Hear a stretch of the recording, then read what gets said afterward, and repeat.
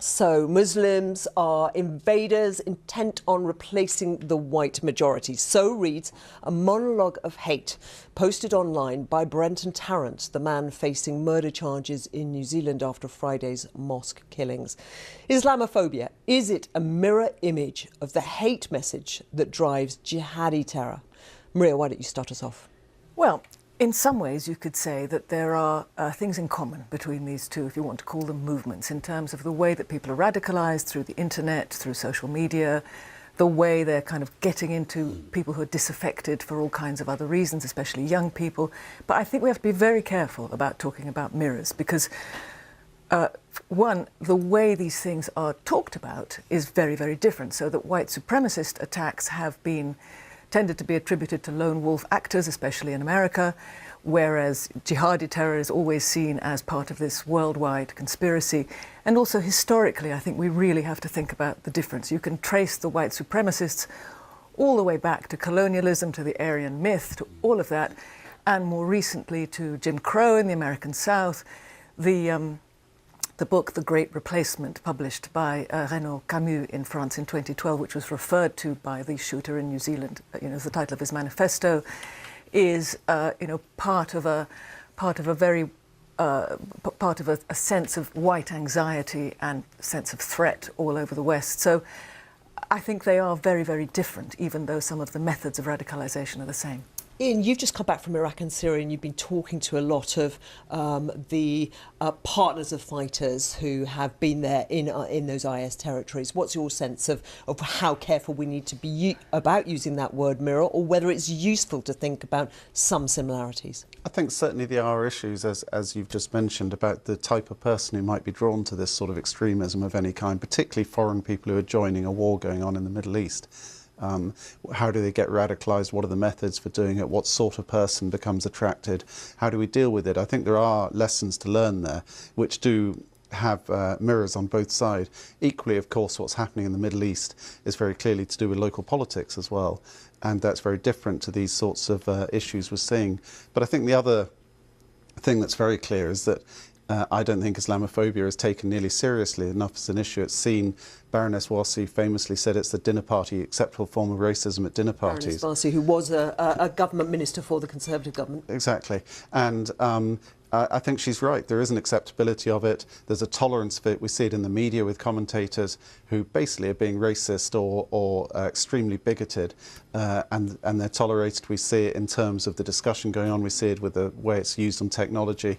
And I do think, regardless of the causes, we need to be far tougher and more cautious and more careful about stopping this sort of anti-Islamic language and inflammatory stuff that's going on, because while people making those statements are not necessarily to blame, they are creating a climate which can allow really nasty extremism to fester and some inadequates to take this sort of horrendous action. Barry.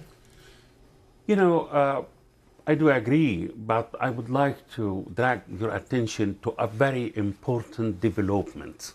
Anti-Islamism, Islamophobia, used to be expressed verbally.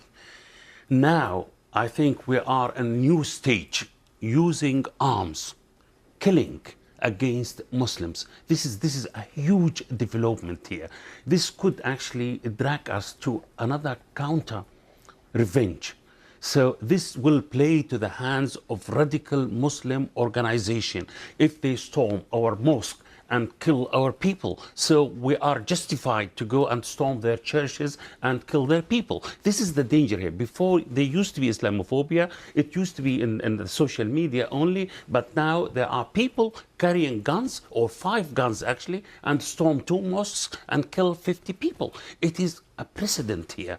If we don't actually counter this, it is the responsibility of the whole international community, not only the Muslim community or the New Zealandan community or government. No, it is extremely dangerous, Carrie. And of course, I suppose the fact that that was live streamed on Friday, those attacks, or certainly the first one, and it is possible that people have uploaded that video, despite the efforts of the social media companies to take it down afterwards, the fact that that could be spreading through those communities who might be radicalised by watching it. Yeah, definitely. You know, the social media, it was live coverage of the killing. It is not isolated incident. It seems there is, you know, some sort of groups, organizations, parties behind this. So, and that actually this trend is strengthening and going to increase. The media, the social media, they ignored this. You know, when we used to talk about Islamophobia, for example, we know how many incidents is taking place against the Jews or against Christians, but we never had, you know, a huge campaign against Islamophobia in order to put an end to it. It started on the top level, started by Trump. Honestly, he was the first one to say Muslims are not allowed, they are terrorists. So this is the problem. Now there are books, there are programs, there are live coverage. So it is getting very serious. Definitely. Yeah, I'd like to pick up on two things that he said. One is the role of these tech giants in this. You know, I think this was the first mass shooting that was live streamed. And yes, Facebook says it took action to try to shut it down very quickly. But, you know, Facebook is making billions of dollars. It's an incredibly profitable company. Yes, they've put thousands of people to try to monitor this stuff, but they can do more and they ought to be under pressure to do much more. You know, some of the posts were up on his Facebook page for 2 years and nothing was done. He did mention Trump in one of his online manifestos, and I think the role of Trump in this is, you know, really worrying. So I suppose that is a question for all mainstream politicians, and it comes back to the point about Baroness Varsi. You know, to what extent is some of this being mainstreamed? Obviously not violent terrorism, but to some extent are the ideas related? Well, I think it is being mainstreamed insofar as Trump's response was so weak, and it reflects his lack of leadership, I think, on this issue. You know, he did not condemn the attack.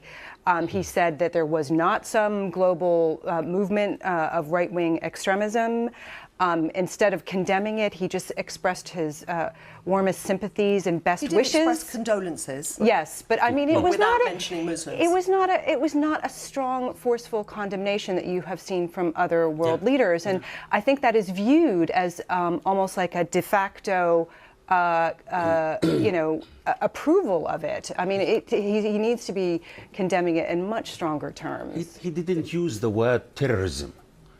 He avoided that completely. Okay, to pay condolences is something, you know, but as if it is a normal accident. It is not a political one. So this is the problem here, because he is encouraging these right-wing groups directly or indirectly. This is the danger, and Muslim worlds are watching that, and they are saying, why, for example, when there is an incident, say, hey, terrorism, it is Islamic terrorism, Islamic terrorist, but when it comes with somebody storm a mosque and killing 50 people, we didn't hear the word and yet terrorism. This question of double standards, I mean, this in a way is a mirror, isn't it? Because we do see some double standards in the Muslim world as well when it comes to ideology. What I was going to say is I think it's also very important to notice that Islamophobia is used in local politics also. I mean, what we're just saying about Trump, we're seeing it all over Europe. We're seeing it in France. We're seeing it in a way with Brexit.